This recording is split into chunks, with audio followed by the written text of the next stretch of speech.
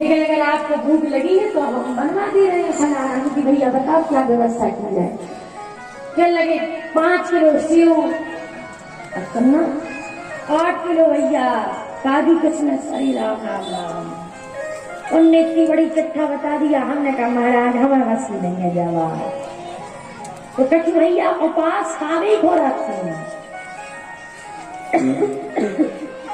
और कुछ लोग उपवास इसलिए भी रहते हैं कि हमें भगवत भजन करना चाहते हैं। और अगर मैया व्रत रहती हो तो नियम बनाओ, जिस दिन तुम्हारा व्रत है उस दिन कम से कम आप 5 से लेकर के 10 मिनट तक भगवान के नाम पर भी अर्पण करो। तब तो तुम्हारा व्रत रहना संपूर्णता की ओर है। वरना ऐसे व्रत रखने से, खाने पीने से थोड़ी तुम्हारी आत्मा तृप्त होगी, क्योंकि आत्मा में हरि बैठे हैं। हरि को खाना पसंद नहीं है, हरि को तो प्रेम रूपी भोजन पसंद है। इसलिए उनकी पर नजर पड़ी, वैसे हो करके कहते रुको रुको रुको रुको रुको। राजा दशरथ जी ने कहा देवी ये बताओ तुम हमारे रथ के पीछे थूक क्यों रही थी? का राजा क्षमा करना, हम आपके रथ के पीछे भी थूके तो उसके पीछे भी बजाती। आप एक नरवंशी राजा हो और जो भी व्यक्ति नरवंशियों का मुंह सुबह से देखता है उसका पूरा दिन खराब जाता है। इसलिए मैंने आपके रथ के पीछे थूक दिया। राजा दशरथ जी के मन में भी थोड़ा ही संशय हुआ था। इन्होंने एक मृग साधिका को अपना निवास चुना, उसको शिकार चुना। जैसे मृग साधिका आगे आगे दौड़ी, ये पीछे पीछे दौड़ी, वो आगे आगे ये पीछे पीछे, वो आगे आगे ये पीछे पीछे, वो आगे आगे ये पीछे पीछे। और मृग साधिका दौड़ते दौड़ते महाराज खाई में कूद करके प्राणों का त्याग कर देती। राजा दशरथ जी को सब पशु पक्षियों की आवाज सुनने की क्षमता प्राप्त थी। जैसे ही उसने प्रश्न किया, ये बताओ राजा दशरथ जी महाराज, आप हमसे पूछना चाहते हैं, हम बतलाएं। तो आप बतलाओ कि आप हमारे हाथों क्यों नहीं मरी? तो वह कहती महाराज क्षमा करना, अगर आप जैसों के हाथों मरते ना तो अभी तो हम मृग साधिका ही बने थे। और अगर आप जैसे नरवंशियों के हाथों मर जाते तो नरक मिलता, न स्वर्ग मिलता, न वैकुंठ मिलता। इसलिए मैंने अपने हाथों ही कूद करके प्राणों का त्याग कर दिया। कम से कम नरक तो मिल जाएगा हमारे लिए। राजा दशरथ जी कहने लगे अभी तो हमारे बारे में केवल ये पशु पक्षी ही सोचते थे, अब हम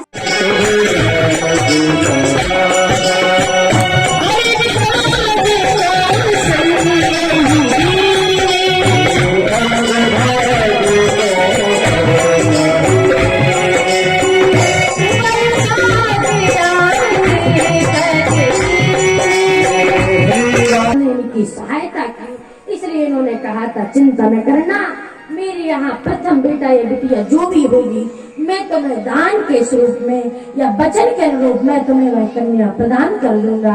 इसलिए इन्होंने वचन और दान के स्वरूप में उस कन्या को इन्होंने दे दिया। तो उस कन्या का नाम था शांता। और याद रखिएगा सभी लोग, जो भी बच्ची प्रसूतिकाग्रह से यानी 6 दिन के अंदर पैदा होती ही 6 दिन के अंदर अगर बालक और बालिका जिस किसी के नाम पर दान कर दी जाती है, वो बालक और बालिका उसी के नाम पर हो जाते हैं, उसी के गोत्र की हो जाती है। फिर वो हमारे तुम्हारे गोत्र की बालक बालिका नहीं रहती। इसलिए इन्होंने दान कर दिया और महाराज संग ऋषि को बुलाया। अग्नि देवता में घी की आहुतियां डाली। अग्नि देवता प्रसन्न हो गए। जैसे अग्नि देवता प्रसन्न हुए तो अर्ध भाग कौशल्य जी ने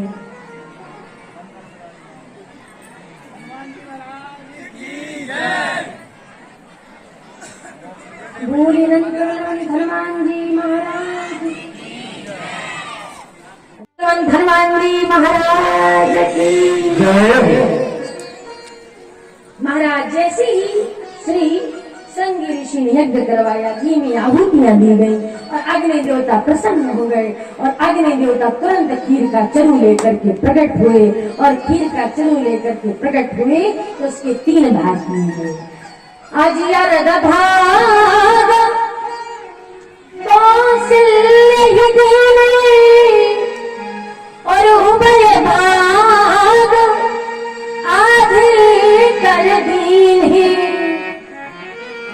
अर्ध भाग कौशल्या को दिया गया और अर्ध भाग में से उभय उभय भाग करके के कहो सुमित्रा को दिया गया। तीनों माताएं आई, लेकिन महाराज जब एक एक भाग दिया गया था तो फिर सुमित्रा जी के यहाँ दो बेटे कैसे उत्पन्न हो गए, ये भी तो शंका है मन में। विचार करिएगा, सबको एक एक भाग दिया गया तो तीनों रानियों के यहाँ एक एक ही बेटा होना चाहिए था, लेकिन तीन बेटे कैसे, फिर चार बेटे कैसे हुए, और श्री सुमित्रा के यहाँ दो बालक कैसे उत्पन्न हो गए। सुनिए, अंजनी मैया को श्राप लगा, अष्टावक्र दिया कि तुम्हारे यहाँ कुंवारे में बेटा उत्पन्न हो जाएगा। मैया श्राप से बचने के लिए गहवर वन की एकांत गुफा में तपस्या कर रही थी कि कुंवारे में भगवान बेटा उत्पन्न न हो। भगवान शंकर कहने लगे ऐसे कैसे असत्य हो जाएगा, अष्टावक्र मुनि का श्राप, ऐसे हम असत्य होने नहीं देंगे। तो महाराज असत्य श्राप न होने देने के लिए इन्होंने कहा चिंता न करना, जो करना है सब हमें करना है। तो महाराज सुंदर भाव से सुमित्रा महारानी अपने भाग को लेकर के अटारी के पास खड़ी हुई थी। भगवान शंकर ने अपने सर्प को आदेश दिया, जाओ चील बन जाओ। भगवान शंकर का सर्प जाकर के चील बना और जाकर के अंजनी मैया की जो गोद थी उसमें जाकर के सुमित्रा माँ के हस्त से उसने वो भाग को छीना, जाकर के अंजनी मैया की गोद में डाला। और जैसे अंजनी मैया की गोद में डाला तो क्या हुआ सुनिए। शंकर सुवन केसरी नंदन, शंकर सुवन केसरी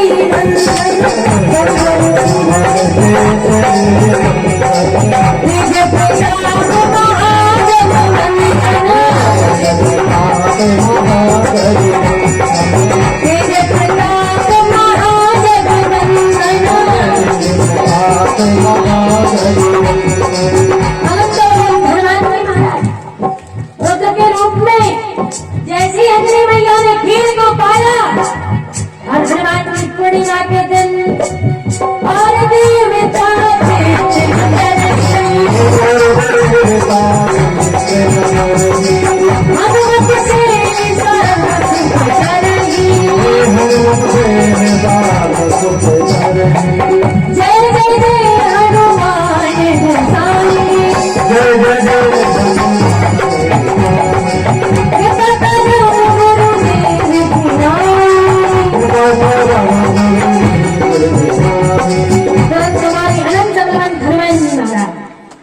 अंजनी मैया की गोद से प्रकट हुई सुमित्रा महारानी ने कहा जाकर के डाला।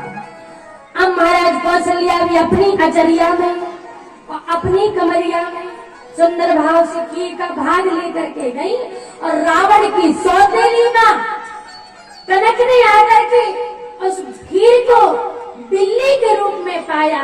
तो महाराज पांचवी रानी के रूप में कनक ने उस खीर को पाया तो इनके यहाँ पर विभीषण नाम के नौवीं तिथि के दिन बालक उत्पन्न हो गए।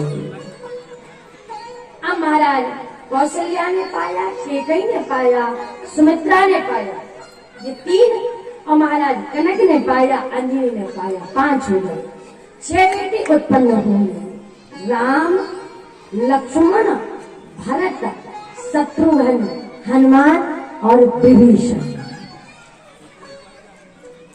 अब महाराज सुंदर भाव से खीर का भाग लेकर के विराजमान है हमारी मैया। रोने लगी सुमित्रा महारानी, तो कौशल्या ने अपना भाग दिया, आधा कैकेयी ने भाग दिया। इस प्रकार से मैया गर्भवती हुई। लेकिन बाबा ने लिखा जैसे गर्भवती हुई तो नौमी तिथि मधु मास पुनीता, शुक्ल पक्ष अभिजित हरि प्रीता। मैया कहती जब बालक गर्भ में आया तो तुलसी बाबा ने लिखा जादन ते हरि गर्भ आए। जिस दिन से भगवान गर्भ में आए उस दिन से कौशल्या महारानी और पूरा महाराज अवध धाम सुख लोक सकल लोक सुख संपत्ति नाना। महाराज इतनी सकल लोक की संपत्ति आ गई, सुख आ गया, सारे दुख चले गए। भौतिक आदि दैविक सब समाप्त हो गया। राम जी अवतार लेने के लिए जा रहे और बाबा ने नौमी तिथि को चुना। अब भगवान ने भी नौमी तिथि को ही को चुना। प्रतिपदा भगवान कहने लगे परमा के दिन तो हम जन्म नहीं लेंगे। परमा में ना कोई भाग दे ऐसी खड़ी है। द्वितीया का भाई दूज, तृतीया का हरितालिका की, चतुर्थी का गणेश भगवान की, पंचमी का ऋषियों की, षष्ठी का हमारे बलभद्र जी प्राकट ले लेंगे, हमें नहीं लेना। सप्तमी का संतानों की सप्तमी, अष्टमी में भाव तो है लेकिन पूरा भाव नहीं है। तो भगवान कहते इस जन्म में नहीं, अगले जन्म में अष्टमी तिथि में जन्म लूंगा और नौमी तिथि में पूर्ण भाव है। और पूर्ण भाव देख करके कहते भगवान चलो अब मैं नौमी तिथि में जन्म लेने के लिए प्रभु जा रहे हैं। अब भगवान ने नौमी तिथि को और किन कारणों से चुना। 9 एकम 9 पूर्णांक 9 वाला, 9 दूना 18, 1 और 8 9, 9 तिया 27, 2 और 7 9, 9 चौका 36, 3 और 6 9, 9 पन्ना 45, 4 और 5 9, 9 चौका 54, 5 और 4 9, 9 7 63, 6 और 3 9, 9 8 72, 7 और 2 9, 9 नाम 81, 8 और 1 9, 9 नाम के 90, पूर्णांक 9 आया। इसलिए भगवान ने नौमी तिथि को चुना। अब भगवान नौमी तिथि में जन्म लेने के लिए जा रहे हैं और भगवान ने जैसे ही 12 बजे सुंदर भाव से शुभ मुहूर्त आया, धुंधवियां बज रही, मेघ गरजने लगी है, बरसने लगे महाराज, लोग नगाड़े धुंधवियां बज रही है, दिव्य आकाश लोग में नाना प्रकार की दिव्य धुनियां बज रही है। तो महाराज भगवान सुंदर भाव से प्राकट लेने के लिए जा रहे हैं और जैसे ही भगवान प्राकट लेने के लिए सुंदर भाव से अवतरित होने लगे तो देवता लोग स्तुति गा रहे। सुनिए देवता क्या स्तुति गाते।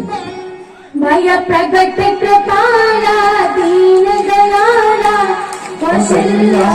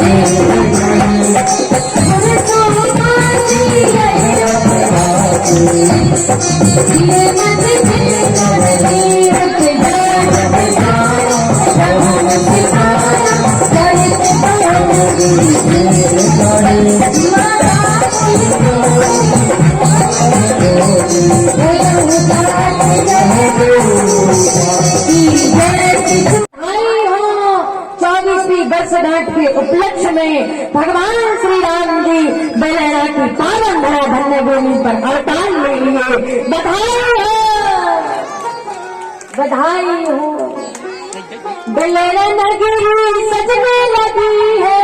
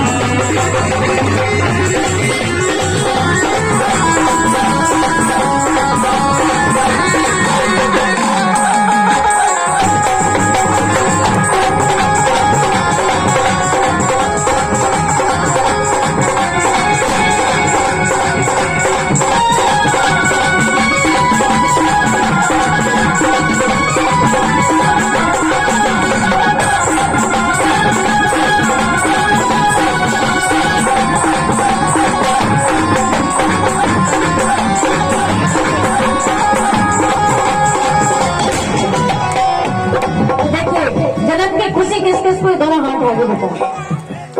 जिसके मन में पाप न भरा वो जरूर नाचना, और जिसके मन में बिल्कुल पाप भरा वो बिल्कुल नहीं नाचना। किस किस के मन में पाप न भरा दोनों हाथ आगे बताओ। बिलराज गिरी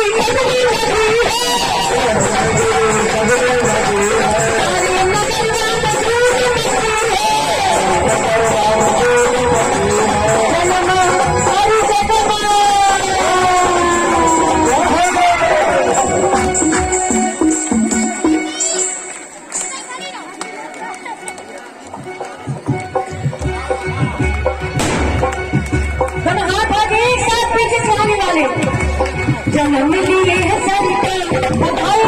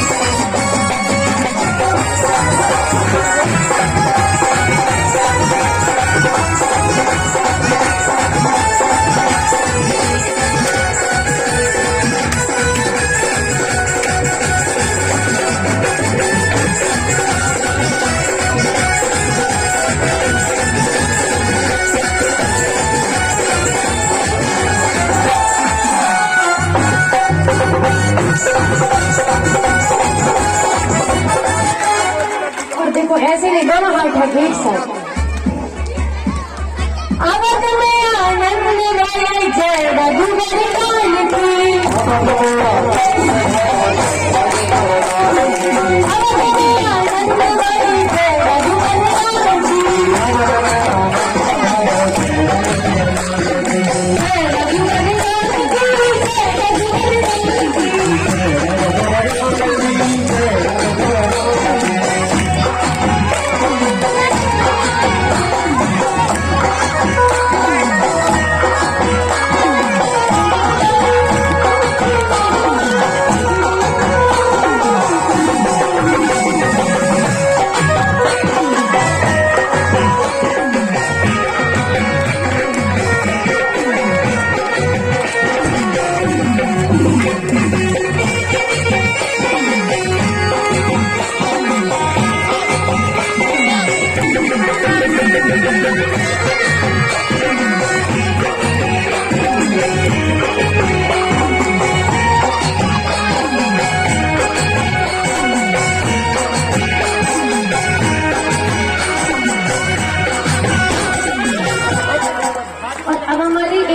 सभी माताएं पल्ला झुलाने के लिए एक एक करके देखा भैया, पहले आप पूजन कर ले, फिर एक एक करके सभी माताएं आएंगी।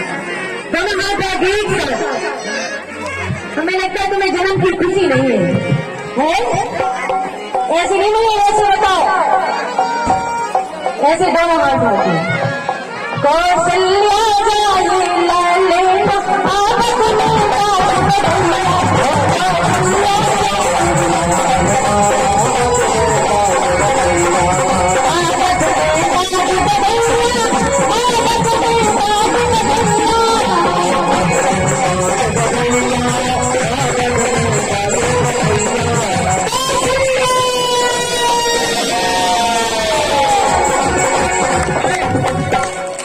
भैया तुम सब